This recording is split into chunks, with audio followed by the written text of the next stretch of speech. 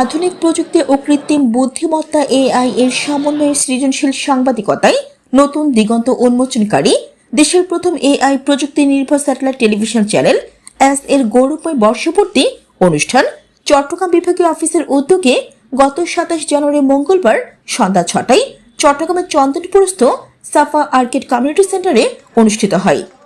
অনুষ্ঠানের প্রধান অতিথি হিসেবে উপস্থিত ছিলেন চ্যানেল এস পরিবারের সিনিয়র ভাইস চেয়ারম্যান জনাব জামাল এইচ পান্না।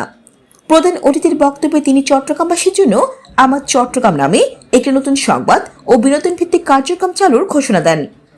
চ্যানেল এস এর আবাসিক সম্পাদক মনির চৌধুরীর সভাপতিত্বে অনুষ্ঠিত সভায় আনুষ্ঠানিক কেক কাটা, গুণীজন সম্মাননা ও মিলন মেলা, মনোজ্ঞ সাংস্কৃতিক অনুষ্ঠান ছিল মনোমুগ্ধকর।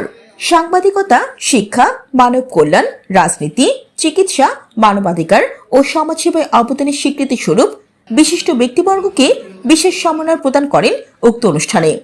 গুণীজনদের মধ্যে সম্মাননার ক্রেস্ট গ্রহণ করেন দি ডেইলি পিপলস ভিউ সম্পাদক ও প্রকাশক ও Commonwealth journalist association Bangladesh chapter এর সেক্রেটারি জেনারেল ওসমান গনি মনসুর।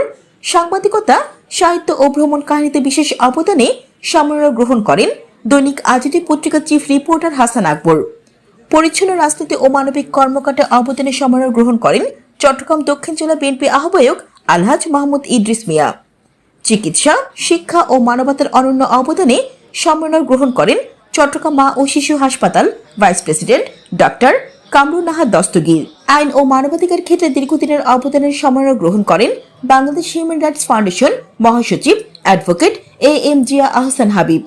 এছাড়াও সম্মাননা ক্রেস্ট গ্রহণ করেন বিজেএমইএ সদস্য আলহাজ নাজিমুদ্দিন সহ তরুণ উদ্যোক্তা মাহমুদ শাহিদ।